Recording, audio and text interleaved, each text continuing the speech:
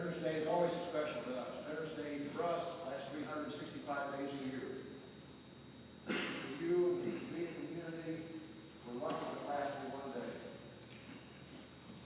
And when you people come to these classrooms, you come to these auditoriums, hear us up here and talk for 4 or 5, 6 minutes, hopefully that one day will become more and more important to you as life goes on, because it means a lot to us. And just like Mr. Garner says, whether it's Veterans Day, Memorial Day, or any other day of the year, if you see somebody as a military veteran, doesn't matter what branch of service they're in, how old they are, how young they are, you want to say 2 words, with a smile on the face. Those 2 words are thank you. Whether they're in uniform or not, they'll know exactly what you're talking about. And believe me, it does make a difference. Appreciate your time.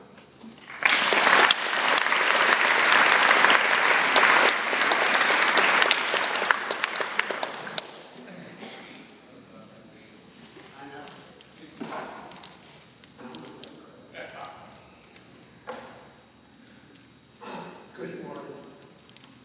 I know people get on me about my pain. They're on as much medication as I was. They have a pain too because it makes me sweat.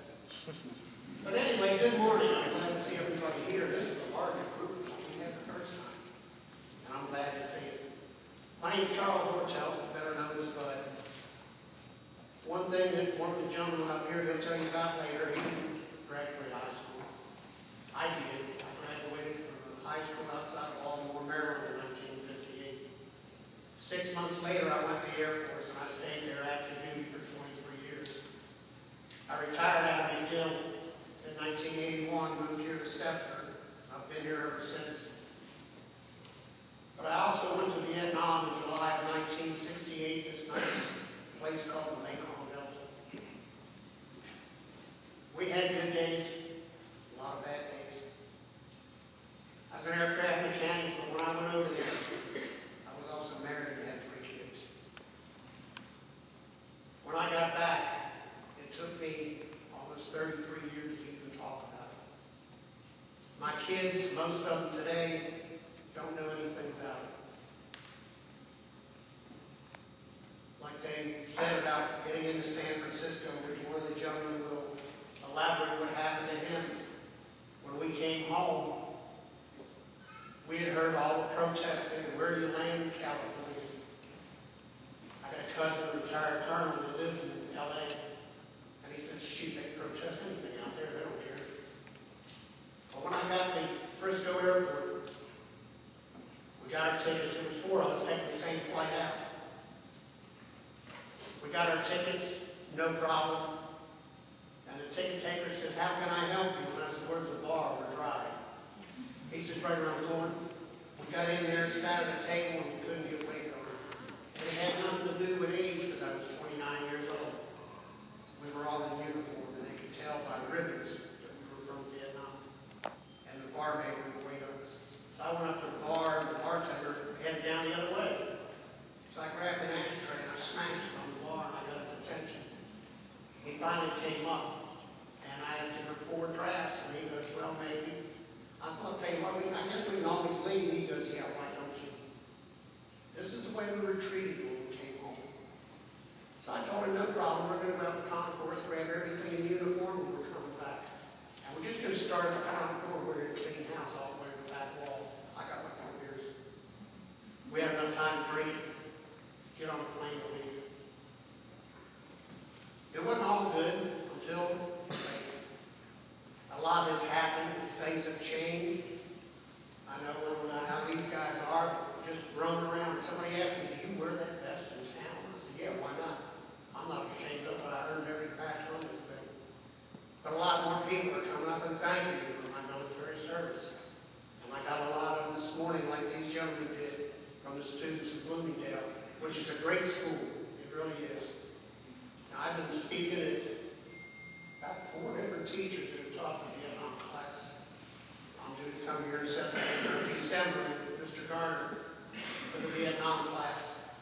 I've been speaking at 14. I finally got it down to 7 high schools that I speak to now. And I've been doing this now for almost 12 years. And yeah, I'm using the mic because I'm getting over a cold. I'm about to lose my voice.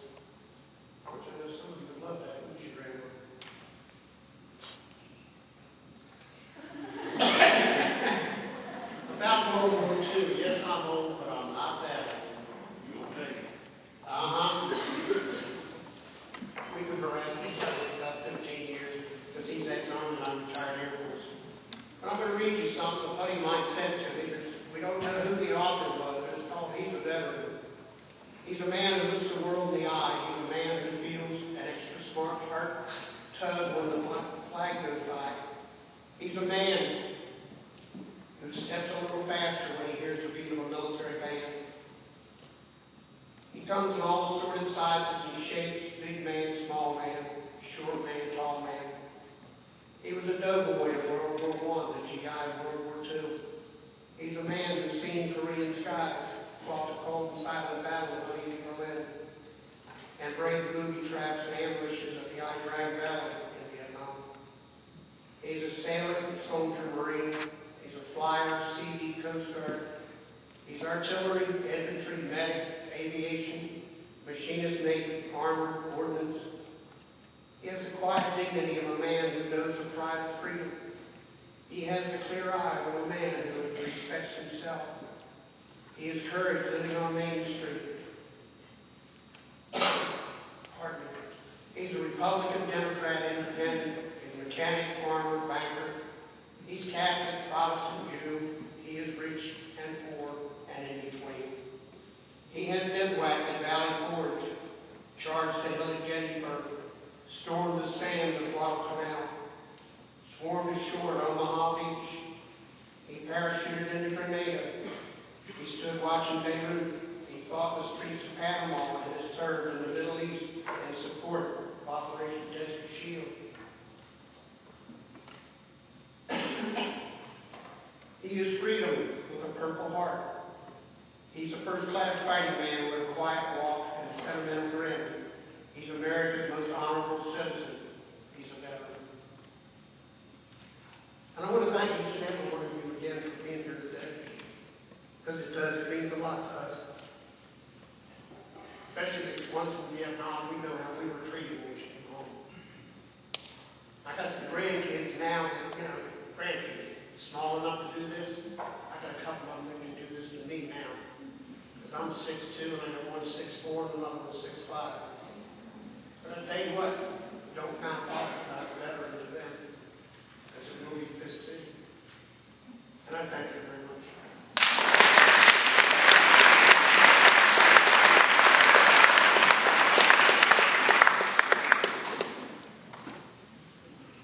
Okay, good morning, everybody. Thanks again, Mr. Gardner, for allowing me to be here. My name is John Bright. I'm proud to be here to talk to you folks today. I come from a slightly different era than the gentleman up here, and we'll see some correlations as I go on. But again, thank these guys for their service. I didn't know what they were going to say in the first round, but I learned a few things. 21-year veteran myself, roots to the Tampa area, Jesuit high school graduate, University of South Florida graduate, went across the state to Embry-Riddle University with a Master's in Aeronautical Science and a Naval War College Master's in National Studies. Now, I don't say that to brag, not to boast, it's to set up context. I value education, and I couldn't be where I am today if I didn't have that education based on my experiences in the military. I go back, I was KC-135's Air Refuelers in the Air Force for about 14 years. I was a Desert Shield / Desert Storm veteran. That's where I spent most of my time, and then a little bit in the current wars. Again, a different perspective. Unlike the gentleman that you'll hear this morning, they came back to a country that wasn't ready for their veterans to come back, didn't want them to come back. I was fortunate enough where when I came back, my era, we received a hero's welcome, and I think that's what's going on today. So, for your parents and for this generation, thank you for that. Mr. Gardner asked me just to give some perspective on what I thought it was to be a veteran. Well, what I have in common with all these gentlemen up here, to include Mr. Gardner and the veterans out in the audience, is we basically made a pact. When I say pact, P-A-C-T, I'm going to spell it out here in just a second. We made a pact with ourselves, with our government, with our country. The bottom line on that pact is we're going to go serve our country, and we may be asked at any time to give the ultimate sacrifice. We may have to die. And not so much in these gentlemen's era, but in my era, we've had a 100% volunteer force. So if anybody is dying today, it's because they That's huge. For those of you that have jobs, Publix, Starbucks, wherever you may work, or will have jobs, when your employer comes in and asks you to die tonight, are you willing to do that? The answer is probably no, unless it's for a higher cause. Each and every one of these gentlemen up here, we've had personal accomplishments, but our personal accomplishments have gone to the greater good. The greater good is serving our country. Let me just go through what I came up with as PACT. Again, P-A-C-T. Real quick. The P, my feelings, professionalism. We all learn how to be professionals in the military. We're patriotic. You can see the vest that these guys are wearing over here. That's patriotic. Pride. I'm proud to be on the stage with these gentlemen. I'm proud to have served with all veterans, and I'll be proud of every veteran that serves behind me. I learned accountability. I learned accountability for my own actions and for those folks that worked either for me or with me. Flying the KC-135 was challenging. We had to be accountable. Association. I am proud to associate myself with the U.S. military. Period. Just today, in the last hour, I now have a new association with 5 veterans I never knew before. Proud to be there. Accomplishments. I just talked about that a little bit. We all have our personal accomplishments. Going back, in our opinion, to the greater good. When I talk about veterans, it's not about veterans. Football players are veterans. Baseball players are veterans. Veteran police officers. It doesn't really matter. Does anybody really know what the term veteran means?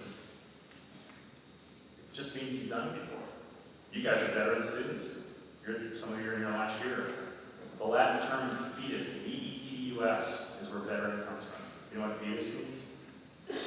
Old. Don't say anything over there.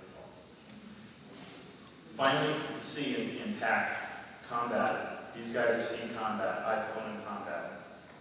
It brings together a unique relationship for the brothers in arms. This all revolves around country. Love of country, pride of nation, however you have to.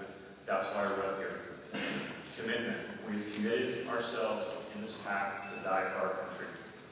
All of us. Everybody who's out there today. A huge, huge sacrifice.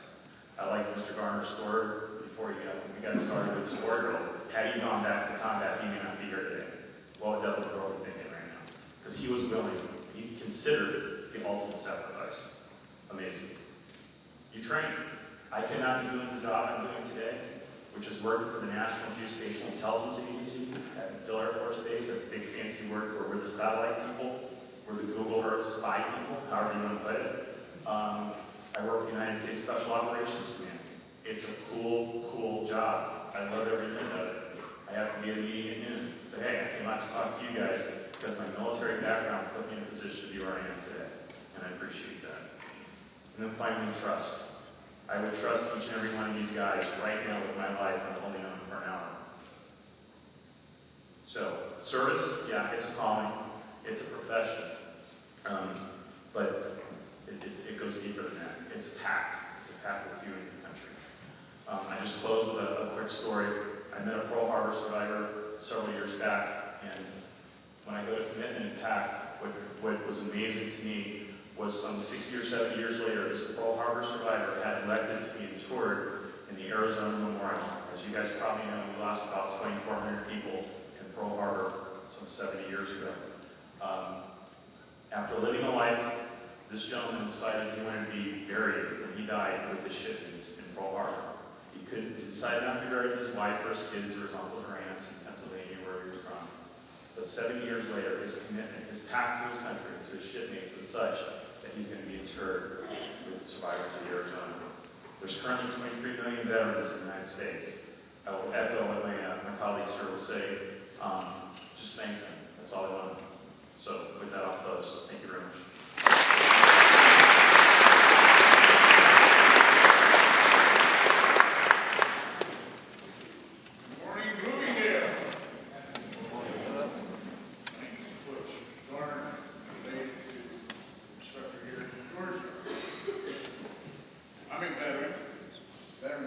Army almost 6 years. I dress a little differently than these gentlemen. I just didn't get the memo on the dress code today. But I assure you, just like the veteran down here on the street corner with the cardboard sign that reads, "Not dead, full work for food," as well as these gentlemen here, you cut either one of us, we will bleed red, white, and blue. Simply because we're all patriots. I graduated on a Friday night from high school, Sarasota. Monday morning, I took an oath to defend our Constitution against enemies both domestic and abroad. I belong to a fraternity, whether I like it or not. These are my fraternity brothers, among others. Our military is one of the best in the world. Best equipped, best trained, and envied by a whole lot of other folks around the world. For those that follow the news, you must realize that we have become the policemen of the world. Why? Because we can afford to. It takes money to run a military. But we need a strong military in order to have a strong nation. We've got a lot of enemies out there. They want a piece of America. They want a piece of American debt is what they want. They want to destroy our lifestyle. We're not going to let it happen, obviously. But think about it. The news is full of all kinds of negative things. 17 years of age, I went in, I took it serious. Because I was bulletproof at that age, just as you are. Well, I found out I'm not necessarily bulletproof, but I am a survivor. Was injured in Vietnam, destroyed my dreams of becoming a pilot. But that's okay. I had no regrets. I would do it all over again. Just as Mr. Garner said, he'd go back to Iraq in a heartbeat. That's how serious he took his oath to defend this country and our way of life. Every June 6th to be exact, I go to Normandy, France to participate with a group, parachuting team. We jumped outside a little village called St. Mary-Glise. St. Mary-Glise was the first French village liberated in World War II by the American forces. Every year we go back over. Well, this year was the 70th anniversary. Not only did we take a plane that flew in on D-Day, plane still very airworthy, C-47 Skytrain, very good jump platform, but we also sponsor a number of veterans that participated in D-Day. Well, now think about it. That was 70-some years ago. These gentlemen were 18, 19, 20 years of age. That means they're in their late 80s, early 90s. That's the math. Can't get away from it. One of the veterans that we sponsored was 92 years of age. 92. This gentleman had jumped from the very plane that we took over. They had gone back into the archives, pulled up the old jump manifest, and there's his name. Leslie Cruz. The French, who know their military history, they know it forwards and backwards, they treated this guy like a rock star. The little kid, 6 or 7 years old, walked up to him, handed him a bouquet of flowers, and saluted him with the wrong hand, but it was okay. It was recognition. He was in uniform. 92 years of age. Very moving to see American uniforms demanding that kind of respect. Now, today's Veterans Day. I don't expect anything special. There will be a drawing, by the way. Your instructor mentioned this. There will be a drawing before you leave. One of you gets to take me to lunch today. That's Veterans Day! Hey, beautiful. I'm kidding. But I'm not kidding about the pop quiz that will follow this class. I haven't seen anybody taking copious notes, but yeah, pop quiz. I'm kidding there. All right. Well, okay, you gave me attention here. So again, it's all about the uniform. It's all about our branches of our military. And we are a great country. We're a strong country because of people who take that obligation serious. We are very fortunate here. We do not have a mandatory or obligatory enlistment. Israel is a perfect example of the opposite of that. All men and women have a compulsory military assignment. Women for 3 years, men for 4. And guess what? You're in the reserves the rest of your life, whether you like it or not. Why? Because their political situation is a whole lot different than ours. Let's face it, they're surrounded by enemies. They've got no choice. So every single citizen of Israel is a soldier. Switzerland has a similar situation. Only women are exempted from service. Switzerland is another one. Once you go in the military, you're in the reserves for the rest of your life. Switzerland is a small country. And they're surrounded by hostile nations in some respects. They all want that gold, because Switzerland has all the gold stations. All right, that's pretty much all I got to say, but again, I think it was necessary today had mentioned, you see a veteran out there, he's wearing a ball cap, Vietnam vet, whatever. A simple thank you and welcome home is very nice, we appreciate it. I'm still waiting for the homecoming parade for the Vietnam vets. We haven't had it yet, unfortunately, but that's my personal issue. Thank you very much for your time.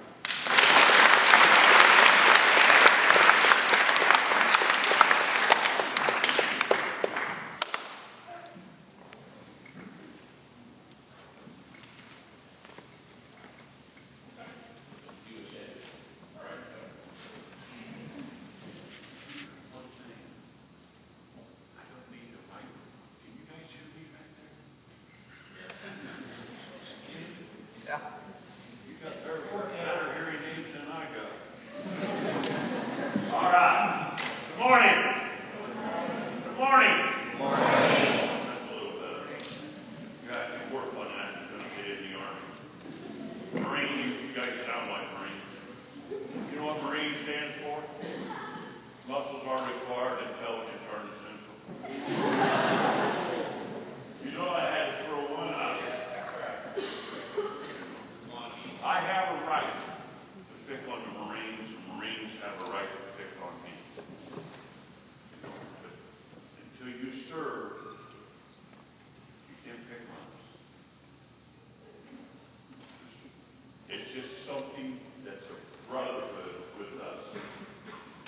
He talked about the brotherhood. It's a brotherhood of Vietnam vets. Because when we come home, nobody wanted us except another Vietnam vet.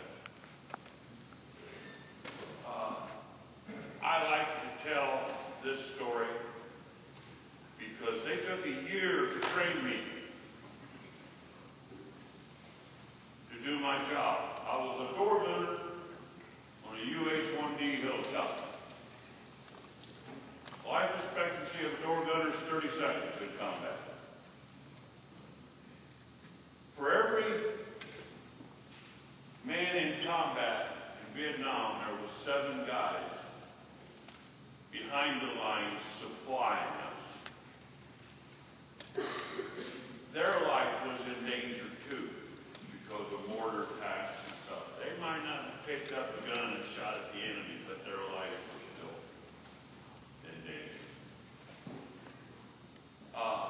Today, we were discussing this, and it's somewhere around nine guys supplying one guy in combat. Kids, the first 72 hours after my last firefight, the first 24 hours I was in jail in San Francisco Airport after my last firefight. Word from the war protesters throwing eggs and tomatoes at us, and we whipped the hell out. There was 7 of us and 25 of them. 48 hours after my last firefight, I had knocked my mother out. I was laying on the couch asleep, and she come home from work, saw me. I was 2 days early. She ran over there and threw her arms around me, and I done what I was trained to do. I knocked my mother right out. 72 hours after my last firefight, we're sitting at the table eating, and I got my sister sitting there. I got my mother, my 2 nephews, my 3 nieces, and my brother-in-law, who was a Korean War vet. My manners did not come home with me. I don't know where they were at, but I did not use the right language when I wanted to solve from the other end of the table. My mother backhanded me in the mouth. I went over the back of the chair and remained in sitting position. She jumped on my chest, had her fist up in the air, told me she was going to kill me or beat them manners back into me. And Bob got around and caught her arm, and I said, Bob, don't let go, because she means it, because she'd have killed me. That's just the way we were treated. My mother would introduce me to somebody and say he just got home from Vietnam. I stick my hand out to shake hands with them. They take a step back. Kids, if you don't like what our veterans are doing today, that's fine. Don't take it out on the veterans. Take it out on your politicians. That's who you want to take it out on. You got to remember, this is a great country. Everybody's trying to get in, but nobody's trying to leave. And you're all free to leave. If you don't want to stand up for the national anthem, or when the flag passes you by, that's fine. Just get the hell out. That's just the way I feel. I believe red, white, blue. There's two other things I want to talk to you about. It's very, very important. Number one is your high school diploma. It's only good for two things in this world. Number one, put it in the frame, and you can hang it over the hole in the wall to cover up the hole in the wall. That's number one. Number two, get you into college. You're going to have a college education. Understand that? And the other thing I want to talk to you about is something that's very close to me. I lost my cousin, who was a river rat in Vietnam. He was home 6 months and couldn't stand it, couldn't do what he had done. He stepped in front of a Mack truck and committed suicide. Kids, suicide is a permanent solution to a temporary problem. You understand that? Suicide is a permanent solution to a temporary problem. Whatever you do will come back to haunt you. You put something on the computer today, it can haunt you 30 years from today. It can haunt you tomorrow. It can keep you out of college. It can keep you from getting a good job. Kids, stop and think of what you're doing. If you know of anybody that's thinking suicide, you get the teacher to the principal. You don't even have to have permission. Just get right in the office and tell them. All righty? You understand that? Suicide is a permanent solution to a temporary problem. I want to thank you kids for listening, and just remember, every day is Veterans Day and Memorial Day to us. All right, thank you.